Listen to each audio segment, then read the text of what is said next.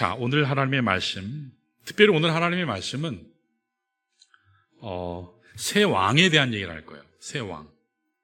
왕 세 사람 이야기를 통해서 우리가 은혜를 받기로 합니다. 그래서 여러분 볼펜을 꺼내셔서 성경을 펴셔서 이렇게 좀 쓰시면서 하시면 좋겠어요.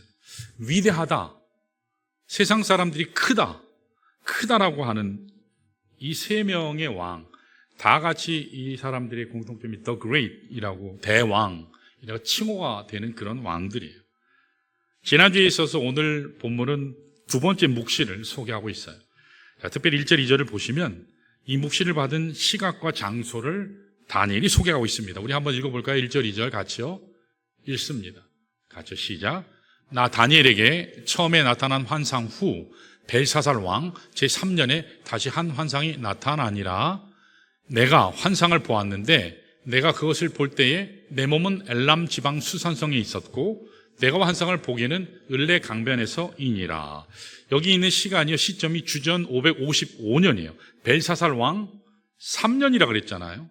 그리고 자기 몸은 엘람 지역에 있는데, 엘람이라고 하는 것은 지금으로 얘기하면 이란 지역이에요. 이란 지역에 있고, 자기는 거기서 32km 떨어져 있는 을레 강변에서 환상을 보았다는 거죠. 자, 오늘 특별히 독특한 것이 환상과 묵시라고 하는 것은요, 성경에서 그 시각이나 시점이나 어떤 장소를 기록하지 않아요. 그런데 오늘은 특별히 일부러 의도적으로 날짜와 장소를 밝히고 있어요. 왜 그랬을까요? 그것은 묵시의 역사성, 실제로 있었다라는 걸 강조하기 위해서 밝히고 있습니다. 몸은 엘람 지방 수산성에 있는데 페르시아의 수도거든요. 지금 이란 지역이라고 그랬죠. 환상을 본 것은 거기서 32km 떨어진 을레 강변에서 보았다고 합니다. 자, 이 모든 것을 종합적으로 보면 무엇을 말씀하시는가? 묵시는, 계시는 장소와 시간을 원래 초월하거든요. 그 사실을 말씀하는 거예요. 하나님께서 우리에게 보여주시는 이 묵시, 자, 성경에서 특별히 묵시라고 하면 스가랴서, 또 지금 우리가 공부하는 말씀 나누는 다니엘서, 그리고 요한계시록, 이런 하나님의 말씀은 시간과 공간을 초월해서 오늘 우리에게도 적용이 되고, 시대에 상관없이, 그 시대에 사는 사람들이 누구든지 상관없이 그것을 넘어서서 우리에게 주어지는 말씀이다 라는 사실을 밝히는 거예요. 그래서 이 사실을 우리가 알고 하나님의 말씀을 볼 때 하나님께서 우리에게 주신 메시지를 깨닫게 되는 겁니다. 오늘 특별히 본문의 말씀에 보면 역사상 큰 이름을 남겼던, 세계사에 나오는 사람들이에요. 어떻게 보면 세계사 공부하는 느낌이 살짝 드실 수도 있어요. 세계사. 그래서 특별히 그림을 많이 띄워요. 오늘은 그림이 많이 나올 거예요. 평소 안 보시던 그림을 많이 볼 거예요. 지도도 나오고 여러 가지가 나올 겁니다. 세 명의 왕이 등장하는데 이 세 명의 왕 하나하나를 일단 좀 보면서 여기다 성경에 기록하면서 우리가 좀 봤으면 좋겠습니다. 자, 먼저 3절 4절에 보시면, 본문 3절 4절에 보시면, 자, 우리 3절 한번 읽어볼까요? 이렇게 나와요. 3절에 같이 읽습니다. 3절, 여러분 주보 있으시죠? 주보를 보세요. 시작.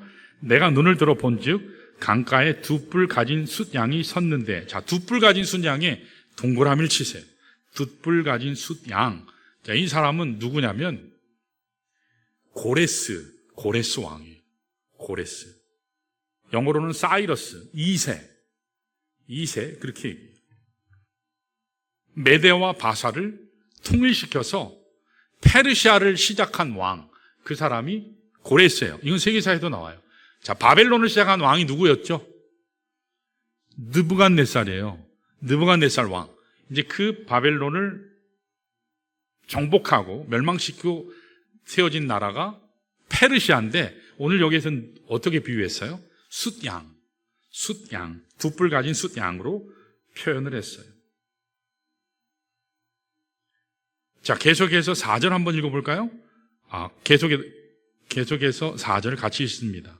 두 뿔이 섰는데 거기까지 읽었죠. 계속해서 우리 3절을 보시면 그 두 뿔이 다 길었으며 그 중 한 뿔은 다른 뿔보다 길었고 그 긴 것은 나중에 난 것이더라. 4절 읽을까요? 4절 계속해서 시작. 내가 본즉 그 순양이 서쪽과 북쪽과 남쪽을 향하여 받으나 그것을 당할 짐승이 하나도 없고 그 손에서 구할 자가 없으므로 그것이 원하는 대로 행하고 강하여졌더라 그랬습니다.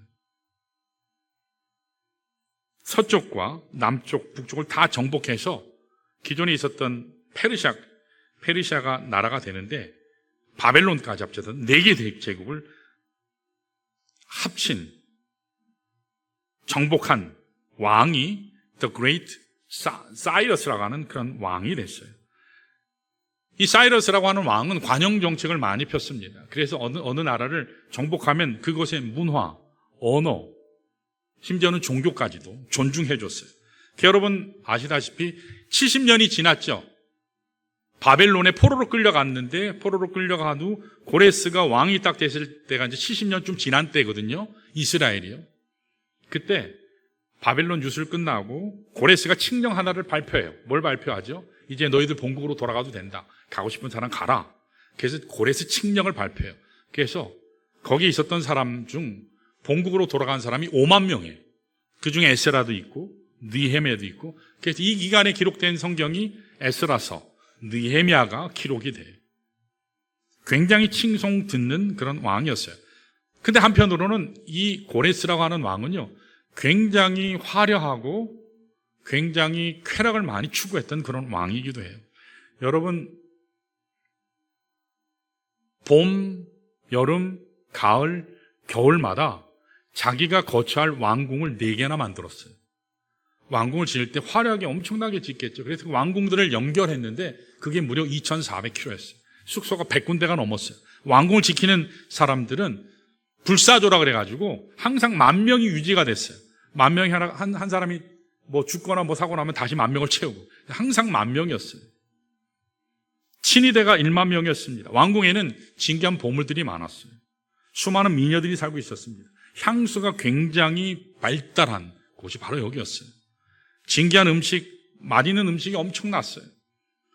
여러분, 여기서 유래한 유명한 단어가 하나 있거든요. 아세요? 패러다이스. 파라다이스라고 그러잖아요. 패러다이스. 파라다이스라고 하는 것은 원래 페르시아의 정원을 뜻했어요. 그래서 패러다이스라는 말이 이 페르시아 제국에서 나온 거예요. 원래는 페르시아의 정원이라는 뜻이야. 낙원. 이렇게 참으로 화려하고 5만 가지 갖추고 있는 진귀하고 화려하고 향락이 넘치는 장소가 바로 페르시아 왕국이고 그게 패러다이스가 된 거예요.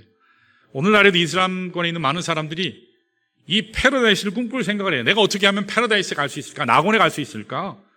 거기 가면 12명의 부인이 있대요. 12명의 부인이 있대요. 이 대목은 아무리 생각해도 이해가 안 돼요.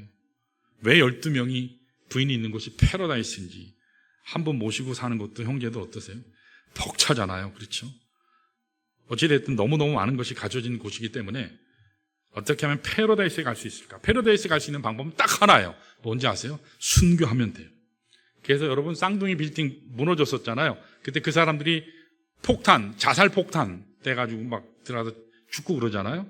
그렇게 순교하면 그 사람들은 나중에 패러다이스에 가면 와이프가 12명이 된대요.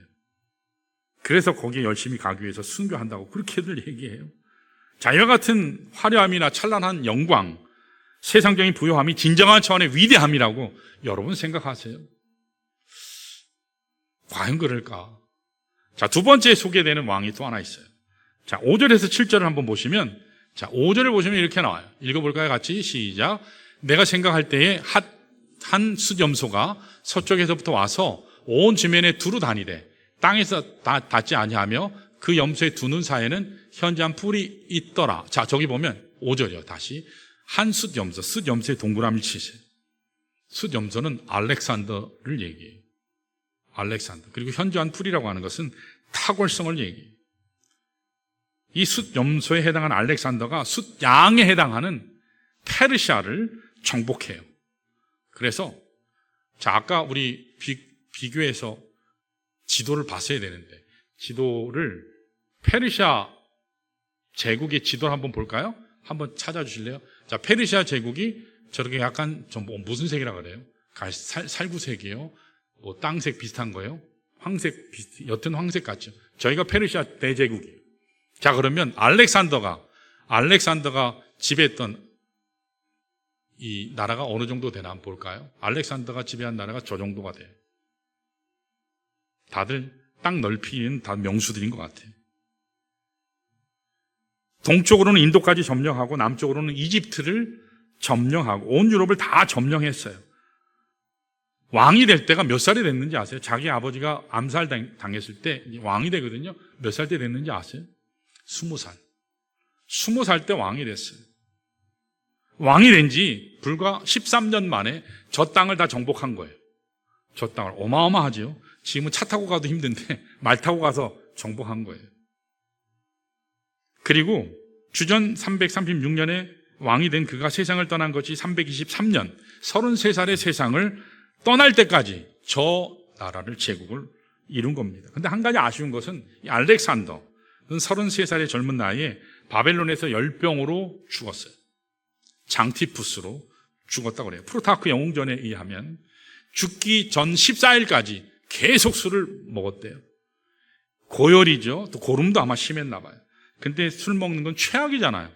죽으려고 작정하지 않으면 그거 안 하잖아요. 그러다가 비참한 모습으로 세상을 떠났습니다. 대다수의 사람들이 의하면 알렉산더는 동성애자, 게이였을 거다. 그렇게 많은 사람들이 증언해요. 아니면 또는 동시에 양성애자, 남자하고도 여자하고도 동시에 관계를 맺는 사람이었을 거다. 그래서인지 모르지만 그는 죽는 날까지 자식이 없었어요. 근데 죽고 나서 유복자가 있었어요. 유복자. 아들이 하나 태어났습니다. 그 아들을 알렉산더 4세라고 지었는데 그 아내와 함께 자기 부하에게 비참하게 죽임 당합니다. 여러분, 이와 같은 인생을 위대하다고 말할 수 있을까요? 온 땅 다 정복했지만 온 세상을 다 손에 잡았다고 하지만 막상 자기 손에는 빈손이었어요. 고독합니다. 처참하게 세상을 떠났어요. 이런 인생을 크다 이야기할 수 있을까? 글쎄요. 자, 마지막 세 번째 한 사람이 또 있어요. 8절 9절을 보시면, 자, 8절 9절 한번 읽어볼까요? 8절 9절은 같이 계속 읽습니다. 저기 뿔넷에 동그라미를 치셔야 되겠다가 같이 읽습니다. 시작. 숫염소가 스스로 심히 강대하여 가더니 강성할 때 그 큰 뿔이 꺾이고 그 대신에 현저한 뿔넷이 하늘 사방을 향하여 났더라. 자, 저기 보면 뿔넷 동그라미를 치세요.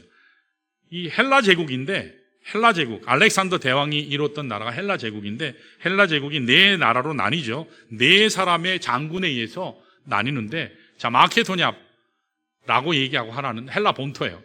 또 하나는 트라키아라고 하고, 또 하나는 셀레코스 왕조예요. 이게 다니엘서 11장에 가면 저 셀레코스 왕조가 북왕국을 상징해요. 그리고 프텔레미오 왕조 나오거든요. 다니엘서 11장 남방 왕으로 이렇게 표현돼요. 특별히 두 나라가, 저 중에 두 나라인 셀레코스 왕조하고 프톨레미오 왕조가 우리가 주목해서 봐야 되는, 성경을 앞으로 계속 읽을 때 봐야 되는 나라들이에요. 왜냐하면 이집트와 팔레스타인 지역을 지배했던 나라거든요. 그래서 어쩔 때는 이스라엘을 도와줬다가 어쩔 때는 이스라엘을 지배했다가 약탈했다가 괴롭혔다가 하는 그런 두 나라예요. 자, 9절을 한번 계속 볼까요? 9절에 보면 이렇게 나와요. 읽습니다. 시작. 그중 한 뿔에서 또 작은 뿔 하나가 나서 남쪽과 동쪽과 또 영화로운 땅을 향하여 심히 커지더니, 저 작은 뿔 하나 동그라미를 치시면 저 사람이 셀레코스 왕조의 8번째 왕이에요. 8번째 왕인데 저 사람의 이름이 안티쿠오스 4세예요. 안티쿠오스 4세. 자, 그리고 그 밑에 영화로운 땅이라고 되어 있죠. 영화로운 땅, 저거는 팔레스타인 땅이에요. 이스라엘 땅을 얘기해요. 자, 여기까지 적으시면 돼요. 이제 그 다음에 절 보시면 돼요. 자, 계속 세계사 공부하는 것 같죠? 계속 왕 얘기 나오고. 자, 그러면은 여기 안티코스 4세가 정복했던 땅을 한번 볼까요? 얼마나 되는지. 보라색 있죠? 보라색 있는 저쪽이 안티코스 4세가 정복한 땅이에요. 셀레코스 왕조라고 써 있죠. 자, 이 안티코스 4세가 간단하게 제가 설명하면 다음 주에 자세하게 제가 설명할 건데, 이스라엘을 지배했던 왕 중에 가장 잔인한 왕이에요. 가장 잔인한 왕.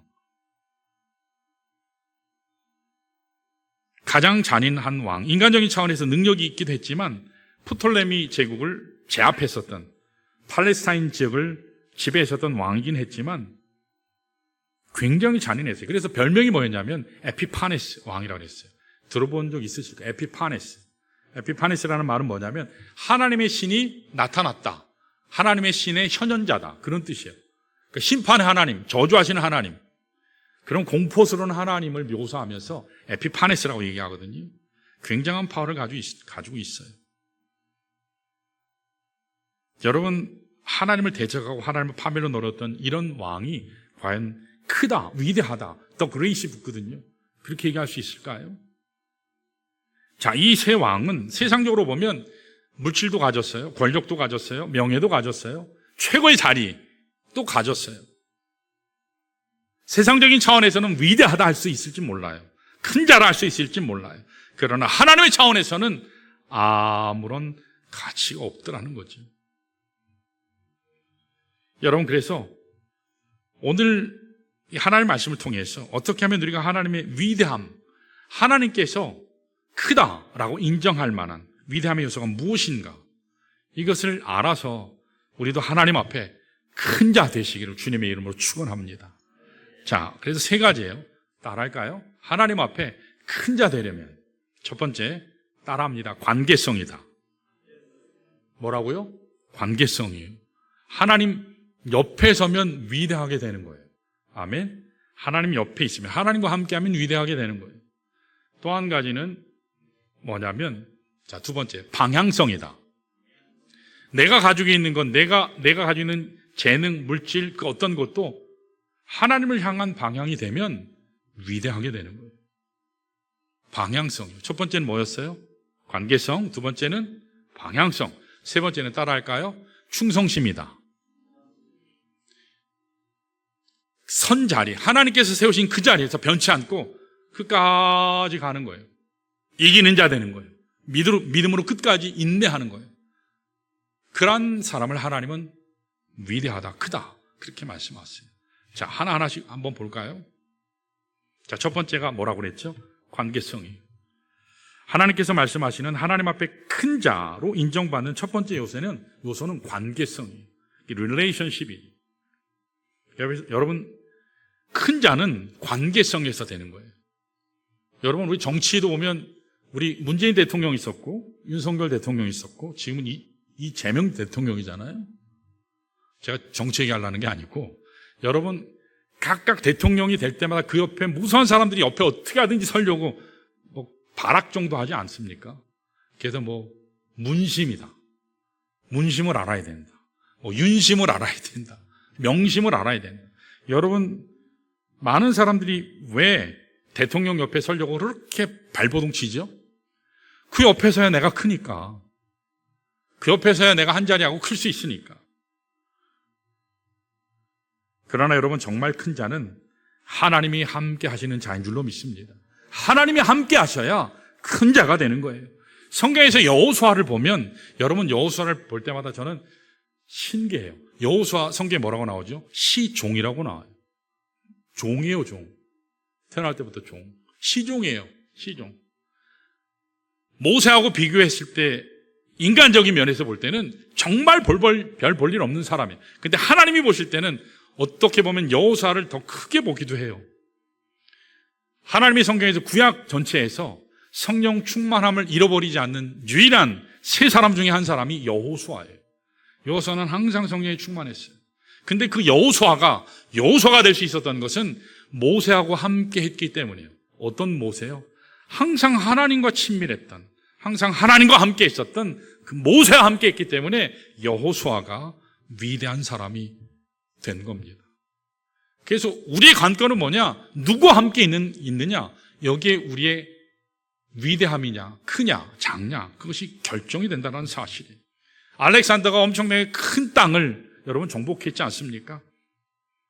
여러분, 땅을 정복을 했다, 땅 많이 가졌다. 하나님이 뭐 영향받고 좋아하실 거야. 야, 너 대단하다, 너 내가 앞으로 너 크게 쓸 거다. 뭐 하나님이 그러실까요? 그러실까요? 물론 믿음 좋으면 이제 그 문제가 다르지만, 아파트 수십 채 가지면, 수백 채 가지면 하나님이 야, 너 대단하다, 그렇게 얘기하실까요? 어젠가 신문 보니까 SK 하이닉스 나스닥에 상장했대요. 149불에 시작을 했는데 마치는 종가가 168달러에 딱 찍었더라고요. 스타트가 좋다고. 여러분 삼전 닉스 주식 많이 가지면 하나님이 와, 너 대단하다, 뭐 큰 자야, 그렇게 얘기하실까요? 전혀. 그거는 하나님께 전혀 감동이 되지 않아요. 하나님께 전혀 영향이 되지 않습니다. 하나님은 우리가 가지고 있는 어떤 능력이나 소유나 지위에 아무 관심 없어요. 그건 하나님께 의미가 없습니다. 하나님께서 진짜 소중히 여기시는 것은 하나님과 우리의 관계성이에요. 하나님과 함께 하느냐?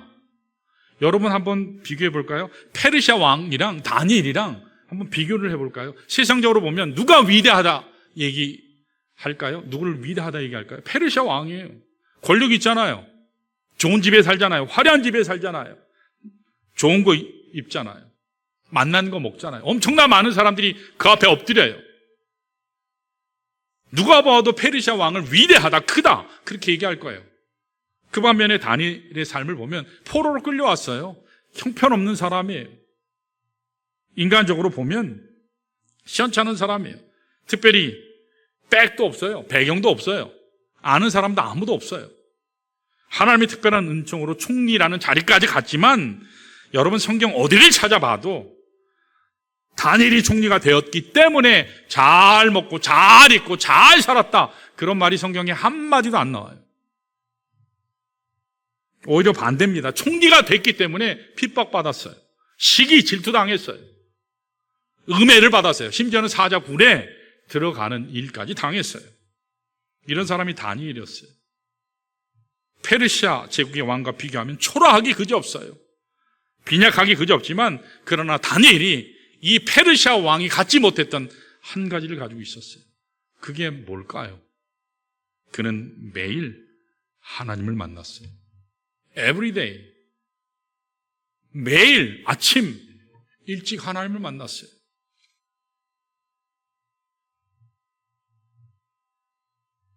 하나님 성전을 향해 창을 열고 매일 기도했어요. 기도하면서 뭐라 했을까요? 저는 확신해요. 이렇게 기도했을 것 같아요. 하나님, 오늘도 하나님 함께 하옵소서. 사람보다 하나님이 더 크게 보이게 하옵소서. 문제보다 하나님이 더 크게 보이게 하옵소서. 아니, 문제가 안 보이고 하나님만 보이게 하옵소서. 저는 그렇게 기도했다고 저는 생각해요. 하루에 3번씩 예루살렘을 향해서 기도하는 중에 다니엘은 하나님을 만나고 하나님의 음성을 깊이 들었어요. 비록 그의 삶 자체는 터널이었어요. 언제 끝나질 알 수 없는 어두움의 터널이었지만, 그러나 그 터널 끝에, 아니 터널 중간중간마다 하나님이 함께 하셔서 나를 지켜주신다는, 내 인생의 참주인은 하나님이다. 물질이 아니고 권력이 아니고 페르시아의 왕, 바벨론의 왕이 아닌 하나님이다. 그 확신이 있었다고 생각해요. 여러분, 이것이 진정한 위대함입니다. 우리가 세상에서 아무리 많은 것을 소유한 자가 돼도 하나님 만나지 못했다면 우리의 삶은 위대할 수 없어요. 물론 잘 살고 남들이 부러워할 정도는 될지 모르지만, 여러분 마음대로 할 수 있는 파워를 갖고 그런 자리에 있다 할지라도 참주인이신 예수 만나지 못했다면 그것은 무의미한 것입니다. 인생이 끝나고 나서 잡았다고 생각했는데 헛된 건 거예요. 반대로 그의 삶은 초라하고 촉박할지라도 하나님 만나고 그분의 사랑받고 그분 안에서 하나님 나라를 꿈꿀 수 있다면 이것이 진정한 차원의 큰 자, 위대함, 하나님이 주신 진짜 축복이라고 저는 그렇게 믿습니다.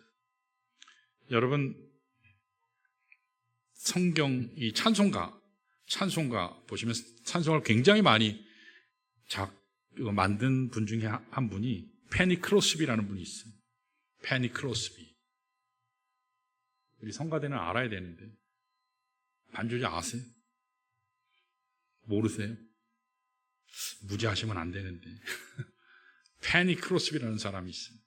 6,000편의 하나님을 향한 찬송가를 지었어요. 오늘 우리 288장 찬송가 했죠. 그 페니 크로스비가 만든 찬양이. 이분은 태어나면서 생후 6개월 때 실명이 됐어요. 그래서 평생 시각장애로, 눈이 보이는 게 아니에요. 그냥 깜깜하게 평생 살았어요. 말이 쉬워서 시각장애자이지, 여러분 보통 정상적인 삶을 사는 것이 얼마나 힘들었을까요?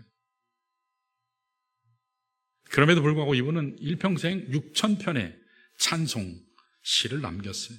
우리는 잘 살고 편안하게 하고 싶은 거 다 하면서도 한 편의 시도 못 만드는데, 그러다가 하나님 앞에 갈 것 같은데, 근데 이분은 앞을 보지 못하였으면서도, 못했기 때문에 고통하고 신음하는 게 당연할 수 있거든요. 그런데 그럼에도 하나님께 올려드리는 기가 막힌 찬송기 6,000편을 하나님께 올려드렸어요. 여러분 경이롭지 않으세요? 어떻게 이런 게 가능했을까? 이분이 작사한 대표적인 찬양이 288장. 한번 펴보세요. 288장. 거기 보면 이것이 나의 간증이요, 이것이 나의 찬송일세. 특별히 3절을 보시면 이렇게 나와요. 주 안의 기쁨 누림으로 마음의 풍랑이 어떻다고요? 잔잔하니 세상과 나는 간 곳 없고 누구만 보여요? 나를 구원하신 구속한 주님만 보이도다. 찬양 한번 해볼까요? 주 안의 기쁨 누림으로 마음의 풍랑이 잔잔하니 세상과 나는 간 곳 없고 구속한 주만 보이도. 이것이 나의 간증이요, 이것이 나의 간증이요, 이것이 나의 찬송일세. 나 사는 동안 끊임없이 구주를 찬송하리로다.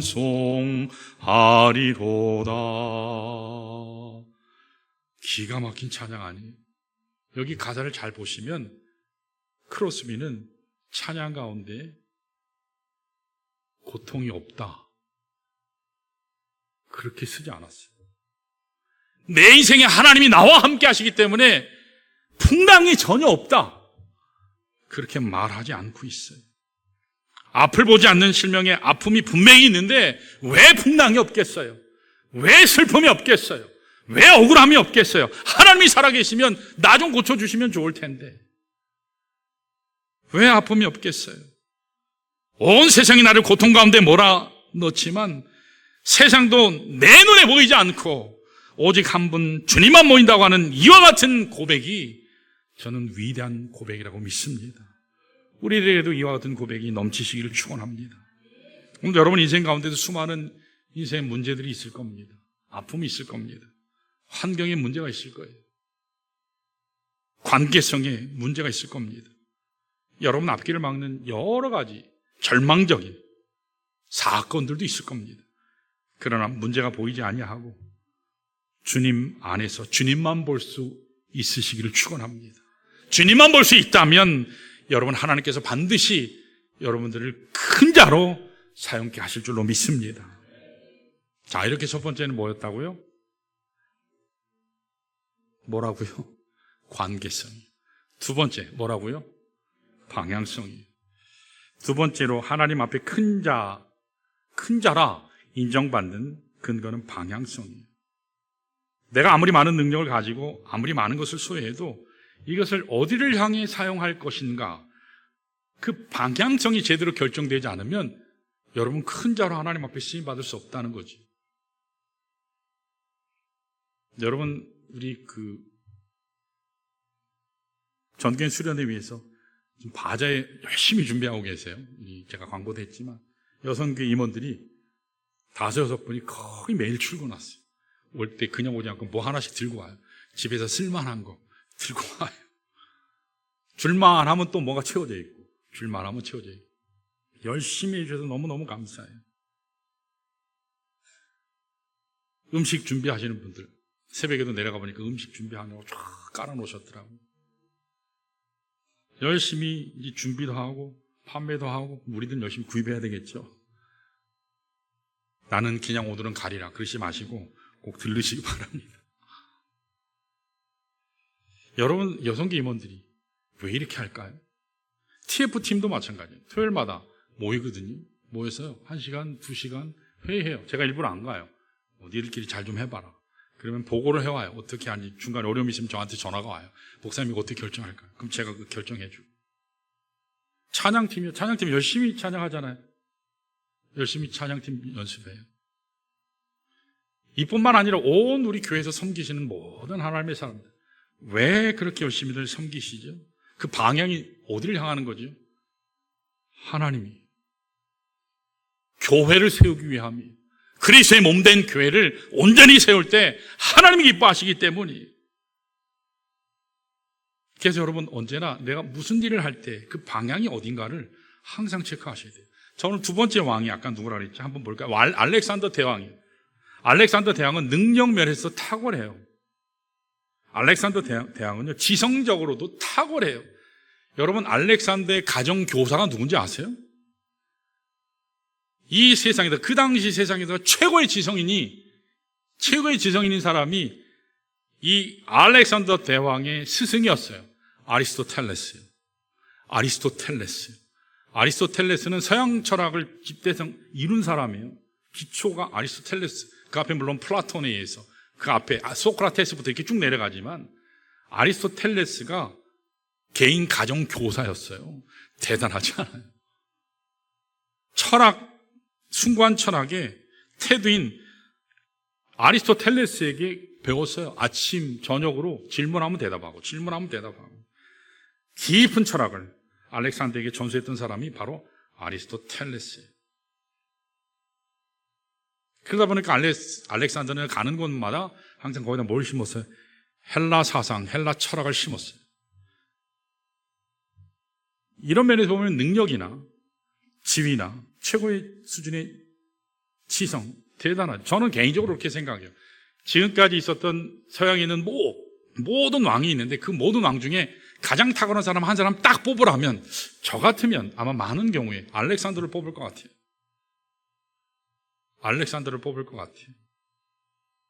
여러분, 알렉산더는 33살에 이미 대업을 마친 사람이에요. 저는 30대 들어서 뭐 했나 생각을 해보니까 대학원 이제 졸업을 했고 이제 애 둘 아빠가 됐더라고요. 결혼하고. 여러분, 여기 30대 우리 안수 집사님들은 뭐 하셨어요? 30 초반에. 한번 생각을 해보세요. 우리 지금 30대에 있는 우리 형제들은 뭐 하고 있어요? 알렉산더에 비하면 너무 초라하잖아요, 우리요. 알렉산더는 대단한 사람이에요. 그런데 알렉산더에게 한 가지 문제가 있어요. 이와 같은 엄청난 능력, 지성, 엄청난 재능을 가지고 있음에도 불구하고 이것을 가진 방향성이 어디였냐면 자기였어요. 자기 야망을 추구하고 자기 만족을 추구했어요. 알렉산더는 하나님을 올려드린 것이 아무것도 없었어요. 그는 가는 곳마다 자기 기념비를 세웠어요. 가는 곳마다 도시 이름에 자기 이름을 붙였어요. 미국에 가면 알렉산드리아라고 하는 동네가 그렇게 많아요.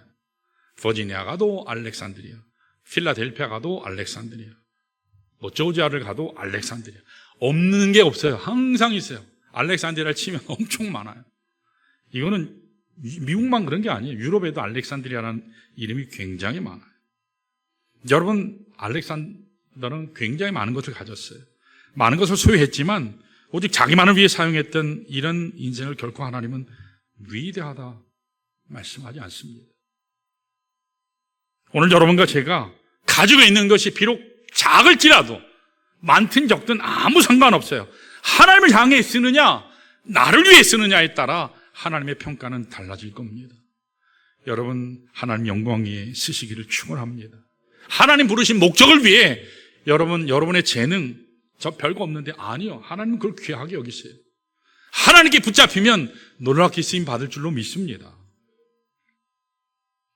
어떤 목사님이 설교를 하셨는데 제가 유튜브 저기다 한번 봤어요. 제 아들이 작년 12월에 챗 GPT를 가르쳐 줬어요. 봤더니 어마어마하더라고요. 제가 놀랐어요. 거기다가 딱 쳐봤어요. 노아의 배와 타이타닉호를 비교해봐 그랬더니 기가 막히게 뽑아주더라고요.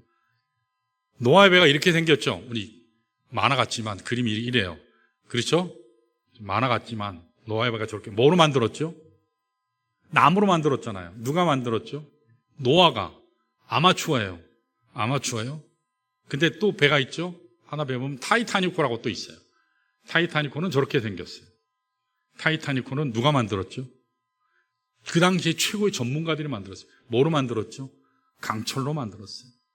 그래서 저 배 이름이 별명이 unsinkable이에요.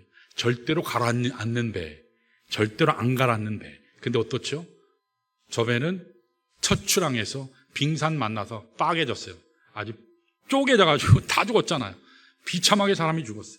근데 노아의 방주는 어땠죠? 나무로 만들었는데 엄청난 홍수가 왔잖아요. 비가 왔는데 40일 동안 이게 버티면서 결국 아라랏산에 딱 정착했잖아요. 여러분, 타이타니코는 침몰하고 노아의 배는 아주 안정되게 그렇게 딱 정착해서 할 수 있었던 가장 큰 이유가 여러분 뭐라고 생각하세요? 저는 이렇게 생각해요. 노아의 배는 처음부터 그 목적이 생명을 구원하는 데 있었어요. 생명을 구원하는 데 있었어요. 노아는 자신의 무엇을 성취하기 위해서 배를 만든 게 아니에요. 죄악의 물속에 빠져 죽어가는 수많은 생명을 구하기 위해서 구원의 방주를 만들었기 때문에 침몰할 수 없었던 거예요. 그래서 오히려 저는 노아의 방주가 unsinkable이에요. 가라앉지 않는 배, 결코 가라앉지 않는 배. 근데 타이타닉은 왜 만들었죠? 자신의 욕망을 위해서 만든 거예요. 자신의 즐거움을 위한 야망 때문에 만드는 겁니다. 사랑하는 여러분, 누가 만들었냐가 중요하지 않아요. 무엇으로 만들었냐도 중요하지 않아요. 무엇을 위해 만들어졌느냐, 이게 더 중요합니다. 여러분 개인의 삶이든 교회 사역이든 아니면 여러분 비즈니스도 마찬가지예요. 하나님의 목적을 향해서, 목적을 위해서 여러분 사용하시기 바랍니다. 결코 침몰하지 않을 겁니다. 여러분 하나님의 영광을 위해 여러분의 인생을 드리십시오. 하나님께서 창대하게 대대로 축복하실 것입니다. 자, 이렇게 첫 번째는 뭐였죠? 관계성이요. 두 번째는 방향성. 세 번째는 충성심이요. 자, 하나님이 위대하다, 큰 자라 일컬을 수 있는 근거가 되는 세 번째는 충성심이야. faithfulness. 여러분 세상도요, 열심히 일하는 사람을 써요. 열심히 일하는 사람. 저는 강단에서 자주 말씀드리지만 꾸준히 하는 게 세상에 제일 힘들더라고요. 새벽 기도도 왜 힘든지 아세요? 정한 그 시간에 꾸준히 나가야 되니까 제일 힘든 거예요. 목사라고 항상 설교하기 좋을까요?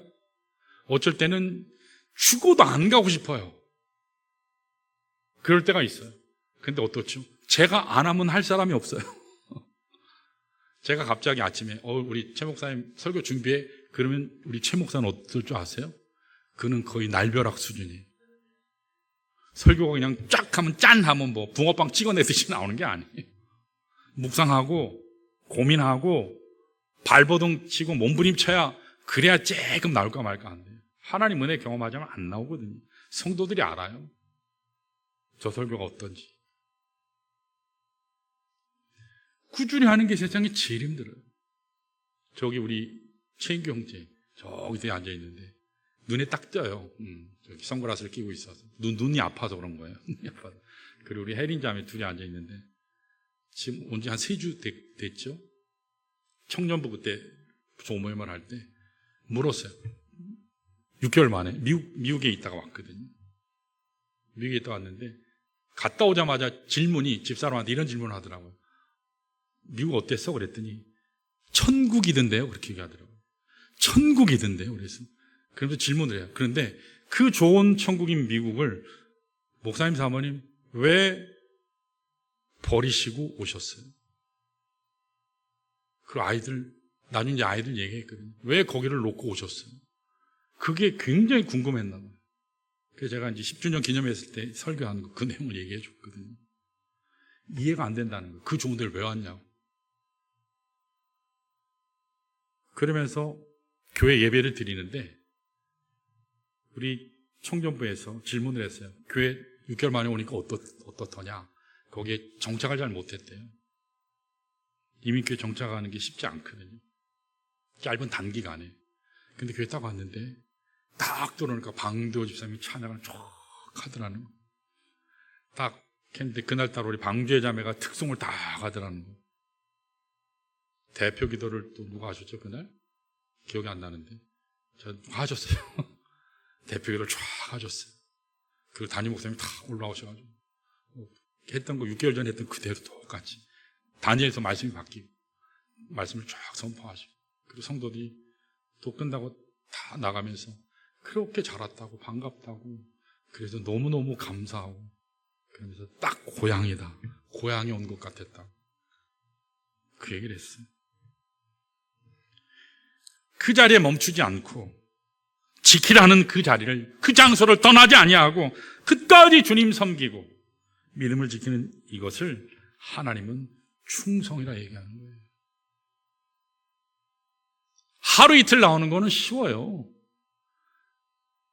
저하고 아내하고 30년 사역을 이렇게 쭉 오는데, 전도 사역은 전 더 했죠. 근데 요즘은 체력도 막 딸리고 힘이 들어요.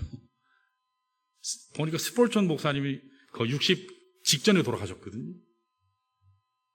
그래서 나도 이제 서서히 몸이 가나 집사람이나 저는. 그래서 기도 많이 해주셔야 돼요.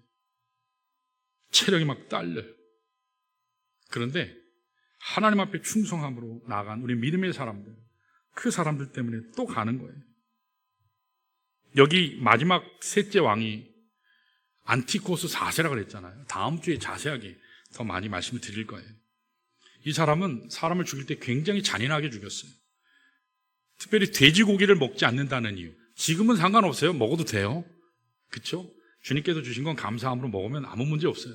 근데 이때는, 구약에는 하나님의 백성 거룩함을 분별하게 하기 위해서 하나님께서는 규례로, 율법으로 주셨거든요.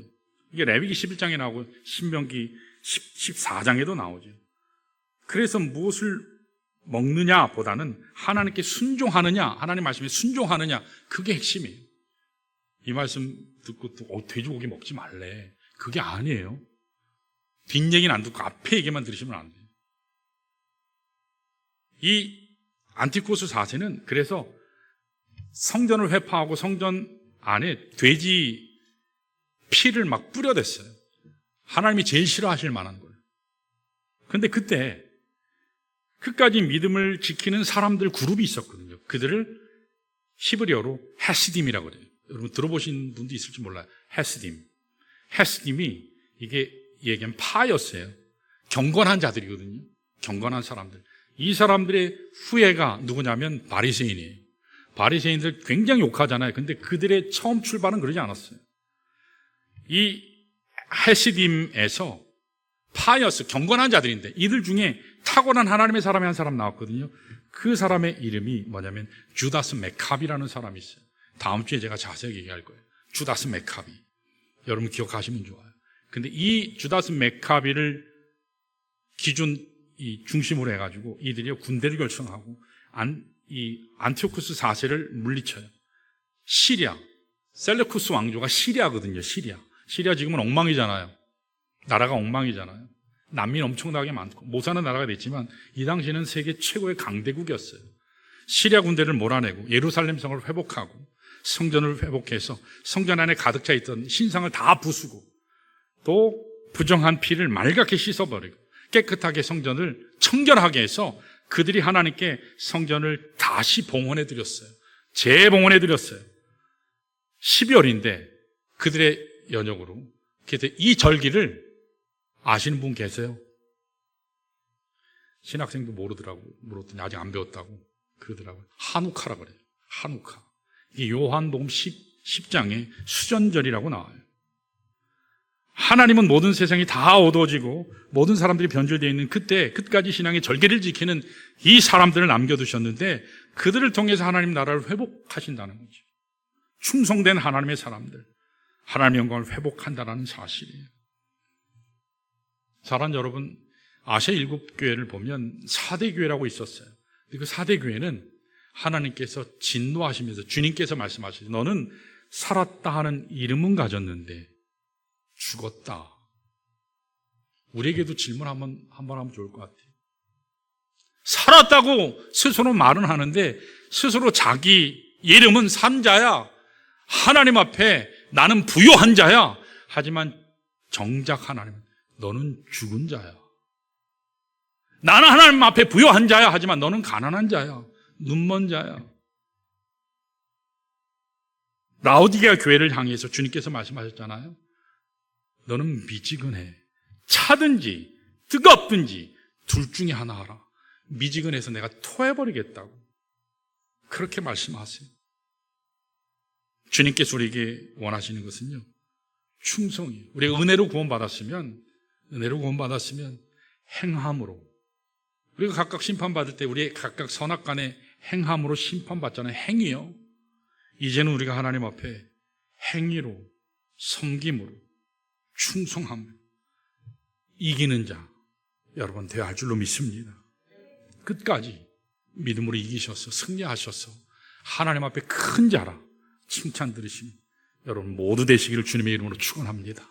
이 시간에 다 같이 일어나셔서 오늘 함께 우리가 찬양하려고 하는 게 나 무엇과도 주님을 바꾸지 않으리, 다른 어떤 은혜에 구하지 않으리, 오직 주님만이 내 삶의 도움이시니 주 얼굴 보기 원합니다.